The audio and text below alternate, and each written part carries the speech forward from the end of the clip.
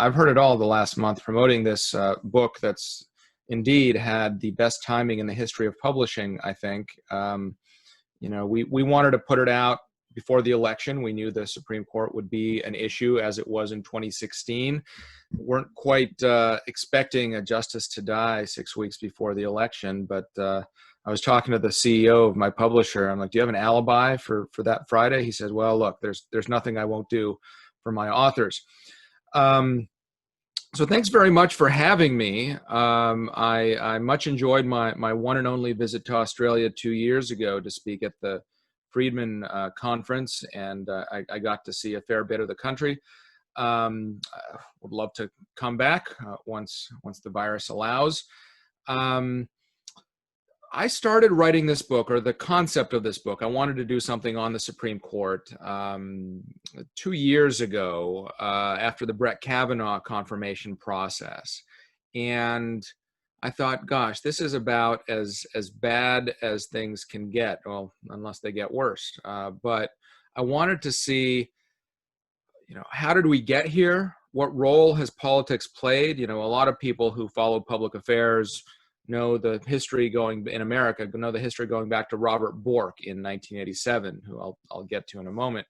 But what about earlier than that? So I wanted to go right to the very beginning of the Republic, and I wanted to learn, how do we get to where we are? Where do we go from here? What can or should be done? Let me start with a vignette. Go back to the early 60s. There was an opening in March 1962, and John F. Kennedy had his first opportunity to shape the High Court. The youthful president selected a man of his own generation, Byron White. White had met JFK in England while on a Rhodes Scholarship. After having been runner-up for the Heisman Trophy, that's the award given to the best collegiate American football player, and spending a year as the highest paid player in the NFL, the American Football League. And the two became fast friends. White was just 45 years old and the Deputy Attorney General under Robert F. Kennedy. He was formally nominated April 3rd, 1962. 8 days later, he had his confirmation hearing, a quick 90 minutes, including introductions and supporting testimony from Bar Association officials. What questioning there was largely concerned the nominee's storied football career. Whizzer White, as his nickname went, was surely the last person to play a professional sport while attending Yale Law School. The Judiciary Committee unanimously approved him, and later that day, so did the Senate as a whole on a voice vote. Times have changed. So as I was saying, the battle to confirm Brett Kavanaugh 2 years ago showed that the Supreme Court is part of the same toxic cloud that envelops all of the nation's public discourse. Ironically, Kavanaugh was picked because he was thought to be a safe nominee with a long public career that had been vetted numerous times. He was firmly part of the legal establishment inside the Beltway and around Washington, specifically its conservative mainstream. And he had displayed kind of a political caginess that made some on the right worry that he'd be too much like John Roberts rather than Antonin Scalia or Clarence Thomas. As it turned out, of course, 11th hour sexual assault allegations transformed what was already a contentious process into a partisan Rorschach test. And all told, Kavanaugh faced a smear campaign unlike any seen since Robert Bork.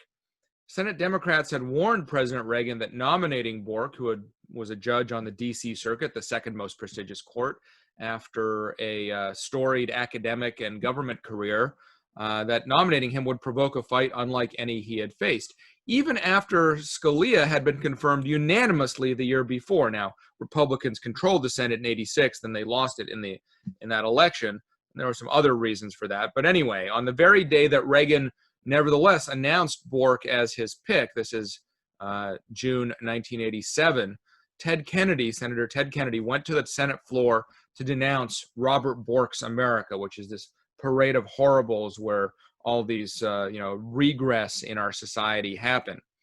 And it went downhill from there as the brusque Bork, with kind of a brusque and unkempt beard, refused to adopt the now well-worn strategy of talking a lot without saying anything. There's now a playbook If any of you watched clips of the Amy Coney Barrett hearings last week, I mean, she executed it to a T. And Ruth Bader Ginsburg actually kind of patterned this playbook, refined the tactic into a pincer movement where you refuse to comment on specific fact patterns because they might come before the court, and then also refuse to discuss general constitutional philosophy because a judge should only deal in specifics. Confirmation processes weren't like this. The Senate didn't even hold public hearings on nominees until 1916, which was a very tumultuous year. The first Jewish nominee, Louis Brandeis, was also a crusading progressive, very controversial for his legal policy views. Longest confirmation process that we've had, nearly 5 months, although the eventual vote was a little wider than some of the more modern ones. But also, after he was confirmed, one of his colleagues, a sitting justice, resigned to run against Woodrow Wilson in that fall's presidential election. So if you think 2020 or 2016 were bad in terms of presidential politics in the Supreme Court, yeah, I see that, and I'll raise you 1916. But nominees didn't even testify at their own hearings on a regular basis until the 50s. Brandeis didn't testify. That was seen as unseemly, but they didn't start regularly appearing until the 50s, when Southern Democratic senators were concerned about desegregation and civil rights and that sort of thing. As I mentioned, in 1962, the part of Byron White's hearing where the nominee himself testified lasted about 15 minutes. So the confirmation process wasn't the spectacle that it is today, but nominations to the highest court were actually contentious political struggles from the very beginning. For the Republic's first century, battles that included withdrawn or postponed nominations, or those on which the Senate failed to act. So like Merrick Garland in 2016, 4 years ago, that wasn't unprecedented. They were fairly regular occurrence. George Washington had a Chief Justice nominee rejected, as did James Madison. John Quincy Adams, who himself declined a nomination. There were several people who declined even after they were confirmed, the way communications were back then. Sometimes you didn't learn you were confirmed, let alone nominated, until a while later when you got a messenger, and then prominent lawyers in Boston or Philadelphia would say, why would I want that job? You had to be in the Senate basement. It was low prestige. I mean, etc. Anyway, John Quincy Adams had a nominee, quote, postponed indefinitely. Love that Senate procedure, right? Andrew Jackson then had a nominee thwarted, but then there was a change in the Senate, which allowed Roger Taney to become Chief Justice and eventually author Dred Scott. That's a very controversial opinion in 1848 that hastened the arrival of the Civil War. John Tyler, who assumed the presidency in 1841 after the 1-month presidency of William Henry Harrison, he caught pneumonia giving a very long inaugural address on a wintry March morning when the inauguration was in March rather than January, and died a month later. And so John Tyler, who's kind of a political compromise, was homeless as a matter of party, was seen as illegitimate, and the Senate rejected or declined to act 4 of his nominees, 3 of them twice, before finally confirming one. Most 19th century presidents had trouble confirming nominees. And in the 20th century, Presidents Harding, Hoover, Eisenhower, Johnson, Nixon, and Reagan all had failed nominations. FDR, Franklin Roosevelt, never had anyone rejected, but his court packing plan was hugely unpopular. After FDR was reelected in a landslide in 1936, winning all but 2 states, he was frustrated that the Supreme Court was rejecting his New Deal programs, his new federal programs and things like that.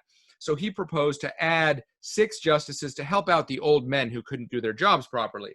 Hugely unpopular. His own vice president campaigned against it and eventually ran against him in the primary at the next presidential. The Chief Justice came out publicly against it, and Louis Brandeis, that great progressive who was a big ally of FDR, came out against it. The Democrats ended up losing 80 seats in the House and 8 in the Senate, purely based on this court packing. But FDR managed to pack the court the old-fashioned way by keeping power, and the Democrats kept power in the Senate. And 3 years later, by 1941, he had appointed 7 of the 9 justices. So that's the formula, the winning formula, really. Lyndon Johnson in 1968, his proposed elevation of Justice Abe Fortas, who was such a consigliere, such an advisor, he would even sit in on meetings on what parts of Vietnam to bomb, let alone legal advice, right? Anyway, That led to the only successful filibuster of a Supreme Court nominee, although it wasn't really a filibuster. Bipartisan opposition based on ethical concerns and other things. He didn't even have majority support in the Senate, let alone some supermajority to pass a filibuster. And then Douglas Ginsburg, when Bork was rejected, Douglas Ginsburg was the next nominee, although he withdrew before President Reagan could send his name to the Senate for having smoked marijuana with his law students. I call him the last public casualty of the drug war. When you think about it, I don't think there's any public official who suffered for it getting out that he smoked marijuana when he was younger in the last 30 years. And then, of course, there's Merrick Garland, who is the first nominee the Senate allowed to expire since 1881. But then the last time the Senate controlled by the party opposite to the rising in a presidential election year was 1888. Turns out whether the Senate and the White House are controlled by the same party is a rather important fact in our history. When it's united government, the confirmation rate's about 90%. When it's divided, it's less than 60%. And that's even more stark, that difference, in presidential election years, where if it's united, 17 of 19 have gotten confirmed. When it's divided, only 2 of 10.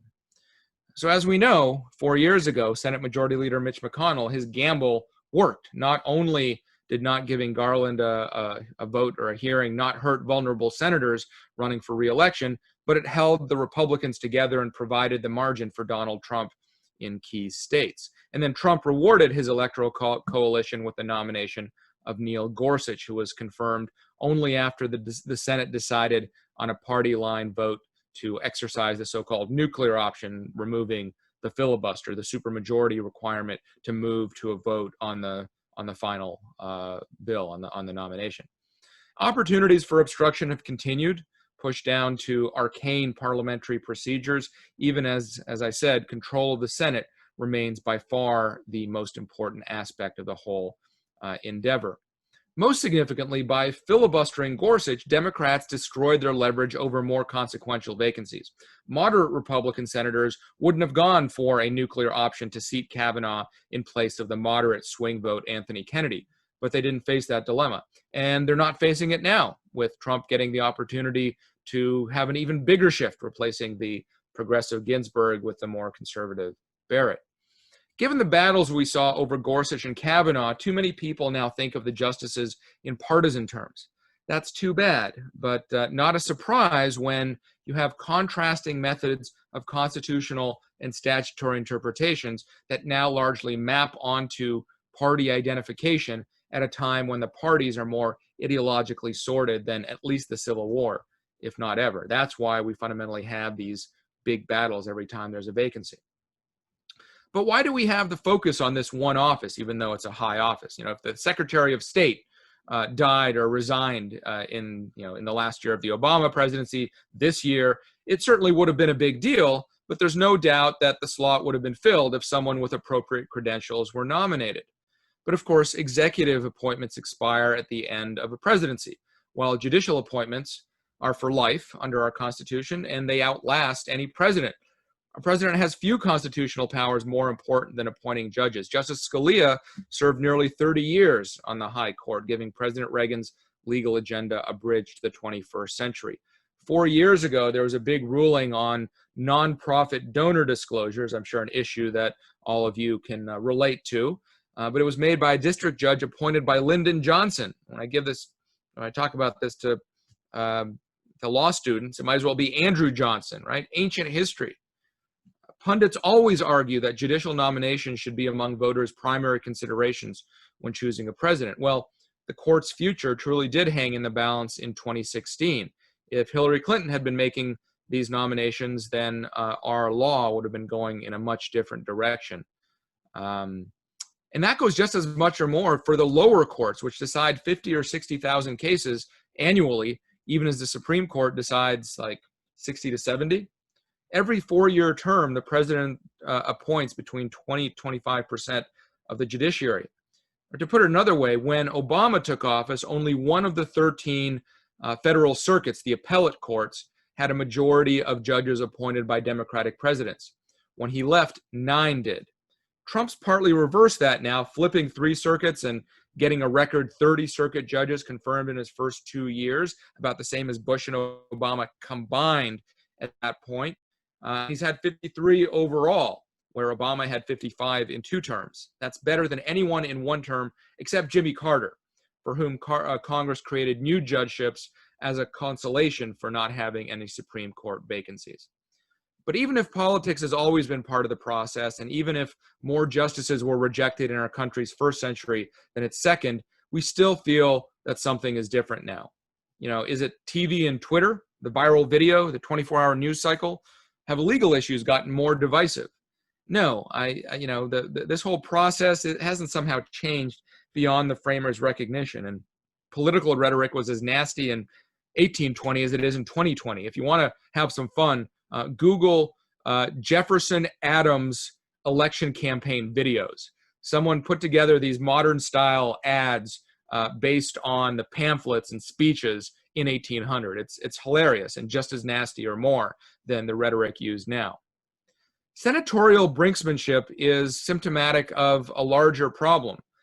As government has grown, so have the laws that courts interpret and their reach over ever more of our lives. And so the court's self-corruption, aiding and abetting the expansion of federal power and then shifting that power away from the people's representatives and toward executive branch administrative agencies. And so the court is called upon to decide these huge political controversies every year. The judiciary affects public policy more than it ever did, and those decisions increasingly turn on the party of the president who nominated the judge or justice. So the courts play more of a role in the political process.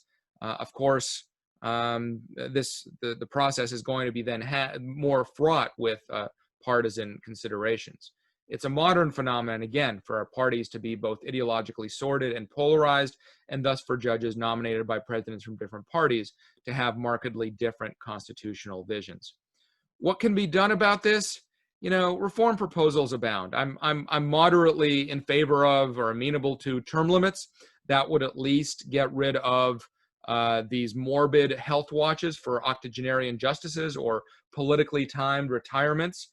But it wouldn't change the ideological balance of the court. It wouldn't change the power it has to rule over these important issues every year. So yeah, it would help with public confidence or measures of legitimacy, I suppose. Get rid of these arbitrary vacancies that throw our politics awry. But it wouldn't change the overall functioning of the court. And there are all sorts of other solutions that are either unworkable or would further politicize the court rather than depoliticizing it. The only lasting solution to what ails our body juridic is to return to the founders' constitution by rebalancing and devolving power.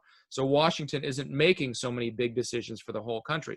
All of these reform proposals are nibbling around the edges. They're rearranging the deck chairs on the Titanic, because the Titanic isn't the process, it's the product. It's a ship of state.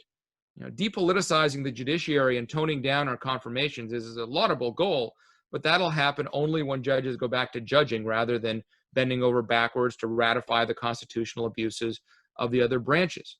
So only by devolving power back to the states and the people and the localities, and within Washington, making Congress make the tough decisions, debate those issues, rather than passing the Truth, Beauty, and Goodness Act of 2020 and letting the bureaucrats fill in the rules that harm people, and then they get sued, and then that goes to the courts. Only that way, in the long term, will we solve this issue of the toxicity of the process. Ultimately, judicial power isn't a means to an end, but an enforcement mechanisms for the strictures of a founding document intended just as much to curtail the excesses of democracy as to empower its exercise. And so the reason we have these heated court battles is that the federal government is simply making too many decisions at a national level for such a large, diverse, and pluralistic society. I think there's no more reason there needs to be a one-size-fits-all healthcare system, for example, than that zoning laws be uniform in every city. And so, let Texas be Texas and California be California. That's the only way we're going to diffuse tensions in Washington, whether in the halls of Congress or in the marble palace of the highest court in the land. And I'm happy to answer or dodge any questions that you might have.